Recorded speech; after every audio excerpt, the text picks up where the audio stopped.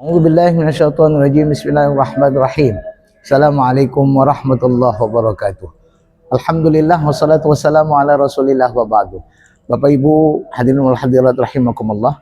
Pada malam kedua Ramadan ini kami ingin menyampaikan satu pesan yang ternukilkan dalam hadis riwayat Imam Tabrani yang ternukil dalam kitab Lataiful Ma'arif.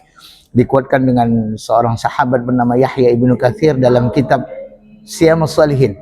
Satu doa yang perlu kita perbanyak sepanjang Ramadan diantaranya adalah Allahumma sallimni Ramadan. Allahumma sallimni Ramadan wa sallim Ramadan li wa tasallamahu li mutaqabbala.